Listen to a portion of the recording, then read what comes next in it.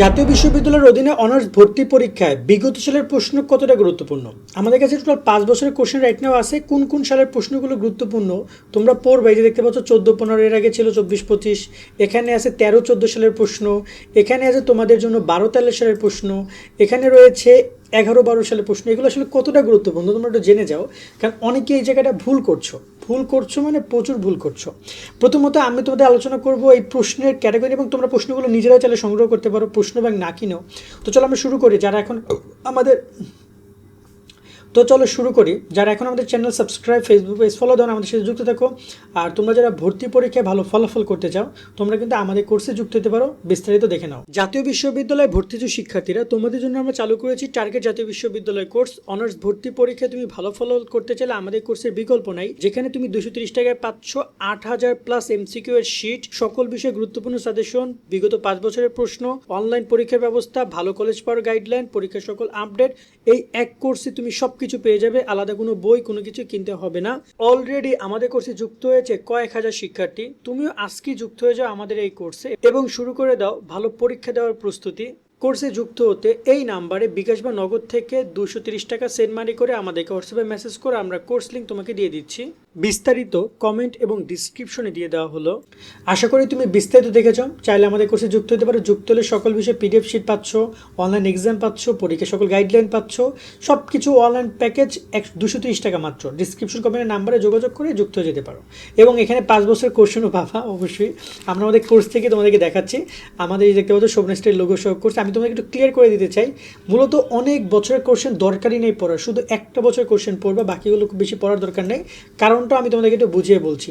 প্রথমে তোমরা খেয়াল করো, 2024 সালের প্রশ্নটা তোমাদের জন্য অনেক বেশি ইম্পর্টেন্ট হইতে পারে। কেন? কারণ 2024 সালের পরীক্ষাটা গত বছর হয়েছে। এই ভর্তি পরীক্ষায় বাংলার মানবন্টন বা তাদের যে গত বছর যে মানবন্টন, সেই মানবন্টনই চলতি বছরে পরীক্ষাটা হচ্ছে। তার মানে বলা যেতে পারে যে একই রকমেরই প্রশ্ন, সব কিছু একই রকমেরই।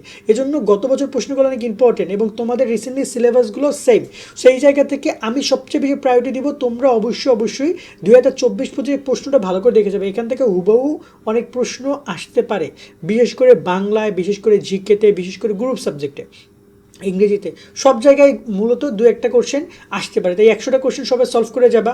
আমাদের কোর্সে যারা যুক্ত হয়েছে বা যারা যুক্ত হবে, তারা এরকম পিডিএফ শিটের শেষের দিকে অ্যান্সারগুলো পাবা, যাতে করে নিজে একটা এক্সামও দিতে পারো কম বেশি। ওকে, এটা গেল একটা বিষয়, এটা খুব বেশি জরুরি কিছু না। বাট এরপর থেকে কথা বলি। এরপরে তোমরা সালটা দেখতে পাচ্ছ, এখানে কত লেখা, 14-15। ঠিক আজকে থেকে প্রায় 10-11 বছর আগে জাতীয় বিশ্ববিদ্যালয় ভর্তি পরীক্ষা নিয়েছিল। এর মাঝখানে কিন্তু ভর্তি পরীক্ষা হয় না, শুধু রেজাল্টের উপর ডিপেন্ড করতো। এই প্রশ্নগুলো দেখো, যেখানে বাংলায় আসতো 25টা, বাট এখন কিন্তু বাংলা 20টা আসে।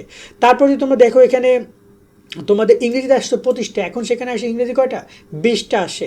অর্থনীতি থেকে আসতো 10টা, সাধারণ জ্ঞান থেকে আসতো আগে 10টা, বাট এখন সাধারণ জ্ঞান থেকে 20টা আসে। এখানে সমাজবিজ্ঞান থেকে 10টা আসতো, পরিণতি থেকে 10টা আসতো।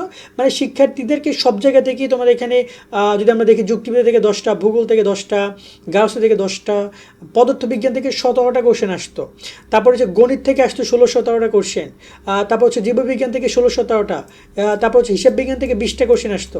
কিন্তু এই যে কোশ্চেনের ফরম্যাট, এটা কিন্তু গত 14-15 সেশনে ছিল। এবং এখানে যে আরও যে কোশ্চেনগুলো আছে, 12-13, 13-14, 12-13, 11-12, এই সবগুলো কোশ্চেনই এই ফরম্যাটেই হইতো। কিন্তু সেই ফরম্যাটে কিন্তু এখন বাদ, এখন নতুন করে কিন্তু তোমাদের কি করেছে, এখন নতুন করে প্রশ্নের ফরম্যাট করেছে। তো প্রথমত এই যে 4টা কোশ্চেন আছে 14-15 সেশন থেকে শুরু করে, বা এর আগের যে প্রশ্নগুলো ছিল 14-15 আগে যেগুলো ছিল, বা ওই সময় থেকে শুরু করে, খুব বেশি গুরুত্বপূর্ণ না তোমাদের জন্য। এই একটা কারণ হচ্ছে মানবন্টন চেঞ্জ আসছে। 2 নম্বর পয়েন্ট হচ্ছে যে এই যে মানবন্টন চেঞ্জের সাথে অধ্যায় কিন্তু বেশ ব্যাপক পরিবর্তন আসছে।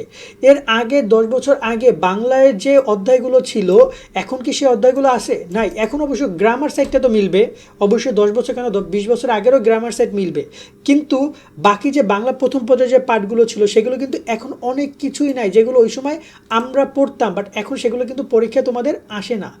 তাই ওই সময়ের যে তোমাদের যে এইগুলো ছিল, অধ্যায়গুলো ছিল, ওইগুলো এখন আর খুব বেশি ইম্পর্টেন্ট না।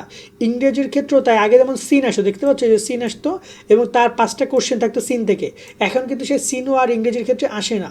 সাধারণ জ্ঞান তো অনেক আপডেট হয়েছে। আগে সাধারণ জ্ঞান থেকে আসতো 10টা, বাট এখন সাধারণ জ্ঞান থেকে প্রশ্ন আসে কয়টা, 20টা, এবং কিছু আপডেটেড কোশ্চেনও আসে। অবশ্যই ইতিহাস নিয়ে যেগুলো কোশ্চেন ছিল সাধারণ জ্ঞানে সেগুলো আগের মতোই ছিল, ইতিহাস বা সংবিধান বা বিষয়গুলো নিয়ে, যেগুলো পরিবর্তন হয় নাই, বাট খুব বেশি গুরুত্বপূর্ণ না, বাট রিসেন্ট টাইমের কোশ্চেনগুলো তোমার জন্য ইম্পর্টেন্ট। তাই আমি আমাদের জায়গা থেকে বলবো, আমাদের কোর্সে তোমরা যারা যুক্ত হবে এখানে 5 বছরের কোশ্চেন পাবা।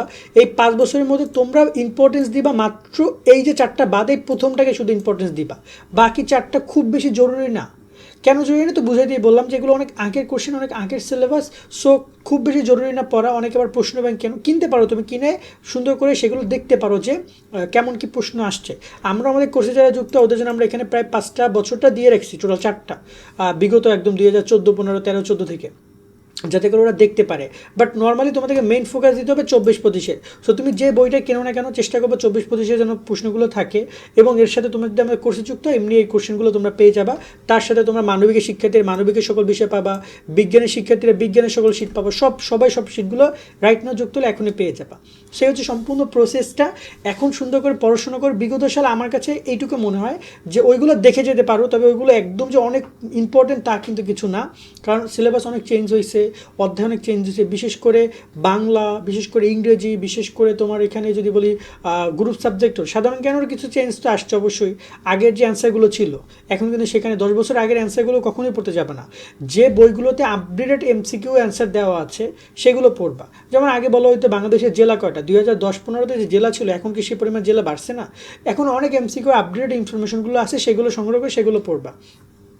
সেটা হচ্ছে আপাতত বিগত সালের প্রশ্ন নিয়ে কথাবার্তা। সো তোমরা সবাই শিটগুলো কালেক্ট করে পড়া শুরু করে দাও, অথবা তুমি কোনো বই থেকে পড়লো এই বিষয়টার প্রতি বিশেষভাবে নজর রাখবা।